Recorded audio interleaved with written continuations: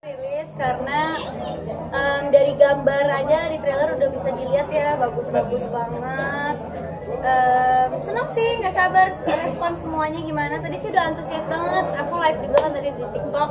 Semua orang excited banget sama Bertaut Rindu ini. Aku juga senang banget hari ini teman-teman semuanya bisa ada kesempatan buat nonton, dan tadi full house banget, jadi aku senang gak cuman cast doang, gak cuman kami doang, tapi teman-teman semua nonton trailer film Bertaut Rindu. Jadi senang banget, happy banget sama hasilnya, jadi nggak sabar buat nonton tanggal 31 Juli nanti. Oke, mungkin boleh dikasih tahu nggak sih Zara sebagai siapa, Ari sebagai siapa, dan karakternya seperti apa? Boleh. Jadi di film Bertaut Rindu aku berperan sebagai Magnus. Magnus itu karakternya dia seorang pria yang misterius, seorang pria yang lahir di keluarga yang punya privilege, tapi satu yang dia nggak punya, yaitu pilihan.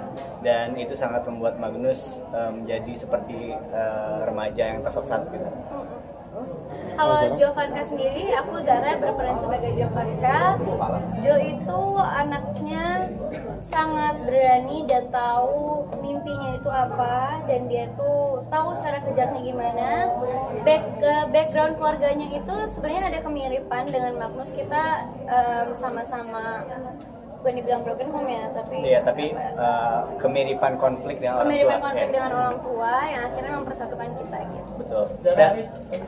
Dan by the way, kami tuh di sini Magnus dan Jovanka suka banget sama melukis. Suka banget sama melukis, gambar-gambar aku tuh yang realis, gambar-gambar realis. Kalau Magnus dia yang hyper realis, yang benar-benar mirip banget sama asli gitu. Ya, jadi itu kemiripan kita. Ya. Membangun chemistry seperti apa? Apa karena kalian berdua sama-sama orang Bandung atau seperti apa? Lebih gampang atau lebih gampang apa lebih susah? Ada ya. Sebenarnya untuk membangun chemistry, karena kan kami semua di sini case-nya mungkin lebih banyak yang seumuran gitu ya. Dan saat kita reading pun kita bukan kayak reading, jadi jatuhnya malah jadi kayak nongkrong Main, gitu. kayak Main, jadi kayak nongkrong gitu, karena ya saat kita reading pun ya kita seru-seruan gitu. Kami seru-seruan kayak ya bercanda, ngobrol, walaupun kita kerja dengan serius tapi masih ada sisi itunya gitu. Biarpun ceritanya berat, adegan-adegannya berat gitu yang dibawain, tapi karena anak-anaknya seru, fun. Ya, benar. Director kita juga, Om Pramu juga banget. sangat santai, fun banget, jadi gak kerasa berat jalaninnya gitu. Ya saat syuting pun ya kita bercanda, seru-seruan. Untuk chemistry kayaknya nggak usah ditanya deh, karena anak-anaknya pada suka nongkrong semua, Yeah. jadi kayak nongkrong aja. Jadi asik aja gitu. Ri, ini film yang keberapa nih? Bareng sama Zara atau sebelumnya? Apa? Ini film yang keberapa? Bareng atau sebelumnya pernah? Ini film kedua. Bareng. Ya, film kedua banget. Kita bareng, iya ini film kedua. Jadi udah nggak canggung lagi, udah enak lah gitu ya. Iya. Ya kita udah kenal juga ya. Kita emang udah kenal lama. Ya, kita kenal lama.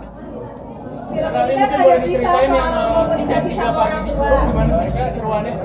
Jam 3 pagi di Curug itu jam callingan kita ya. Iya, jam palingan kita itu. Jadi kebetulan set kita itu kebanyakan di Bandung, Lembang ya. Benar, Lembang. Lembang. Terus karena ada curugnya, itu curug di Bandung. Tahu kan cuaca Bandung gimana, sedingin apa? Dan lagi musim hujan. Dan bulan puasa. Iya, benar, itu juga. Jangan sedih. Itu memorable banget sih scene-scene di sana, karena kita benar-benar turun ke sungainya. Benar. Benar-benar adegannya full di situ, sampai kita pakai emergency blanket untuk menghangatkan diri karena cuaca gitu. Di sana tuh dingin, benar-benar dingin banget, dan adegan-adegannya harus kena air apa segala macam, jadi lumayan cukup intens dan ekstrim adegannya gitu. Curug itu adegan yang cukup spesial sih buat Spesial banget, benar spesial banget. Zara sama Ari, film ini kan juga ada tentang komunikasi sama orang tua. Iya. Kalian sendiri di kehidupan nyata gimana komunikasi kalian?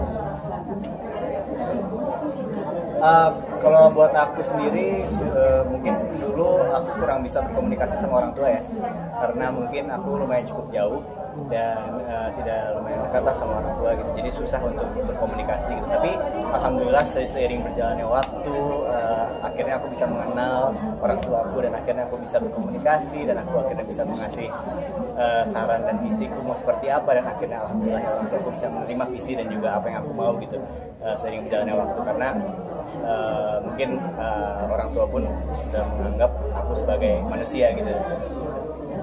Oke. Kalau aku sendiri sebenarnya dari kita terima skrip ini, aku tuh ngomong ke Ari, ini kayak ketuker ya, gitu, kayak ketuker.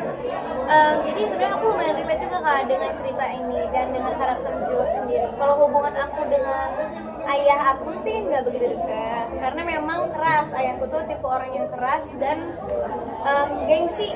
Jadi bukan karena nggak sayang, tapi karena emang kita nggak bisa ngobrol karena karakter aja gitu. Tapi kalau sama mama, aku alhamdulillah sangat deket, sama banget kayak karakter aku di sini. Sama ayahnya tuh lumayan susah komunikasi, tapi sama ibunya deket banget.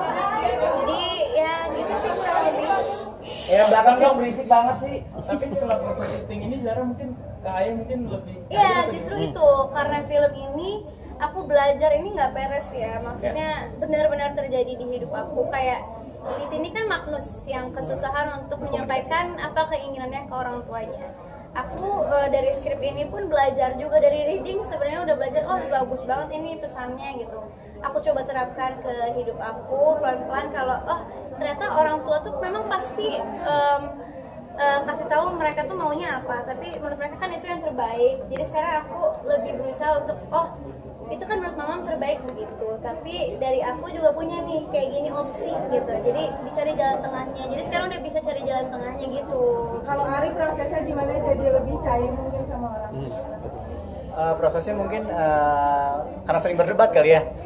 Jadi berdebat itu aku bisa bilang membantu sekali ya, karena ketika kita berdebat bukan jadi anak durhaka ya, bukan jadi anak durhaka ya.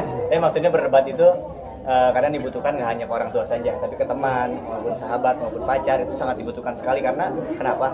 Setiap kita debat dan setelah kita beres debat, kita pasti akhirnya berbaikan dengan mereka. Dan setelah Sooner kita or later gitu, dan setelah kita berbaikan pasti hubungan kita bakal jadi makin membaik gitu karena berdebat itu gitu. Dan itu yang aku rasakan gitu, dan itu yang aku alami gitu, sehingga aku bisa berkomunikasi dengan orang tua aku gitu. Nah, alhamdulillah sekarang aku sama orang tua aku udah seperti sahabat gitu.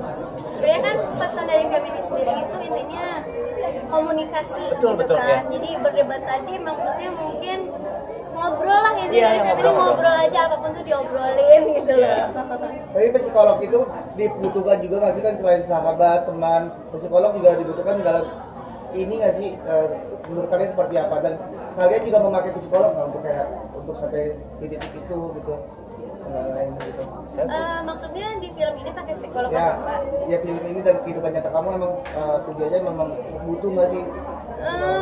Sebenarnya cara orang untuk menyembuhkan lukanya itu ada banyak cara, dan setiap orang itu beda-beda gitu. Mereka pasti yang tahu apa yang dibutuhkan.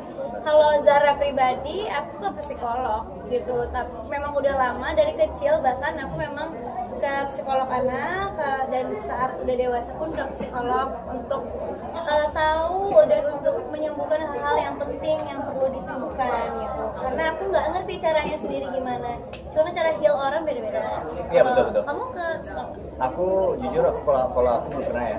Cuman menurut aku psikolog itu penting banget karena ketika kita mempunyai unek-unek di dalam hati kita atau nggak ada yang tertahan di dalam hati gitu, kita kan nggak tahu ya harus bisarainnya ke siapa gitu. Dan salah satu tempat yang untuk bisa kita bercerita dengan bebas yaitu psikolog gitu. Dan menurutku suatu Ke saat psikolog itu nggak apa-apa. Maksudnya suatu saat ketika aku membutuhkan psikolog, aku pasti akan ke psikolog gitu. Aku nggak akan menolak gitu. Aku nggak akan berpikir bahwa aku itu punya penyakit mental, enggak. Maksudnya psikolog itu nggak apa-apa, it's fine gitu. It's your choice gitu, it's just do it gitu. Ketika lo punya unek-unek daripada makin memburuk, mending cerita keluarin unek-uneknya ke psikolog gitu. Kayak pertanyaan terakhir ya teman-teman media. Nah, mungkin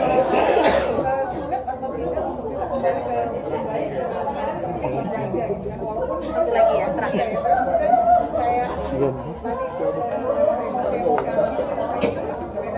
Iya benar. Iya, iya. Sebenarnya sulit atau enggak?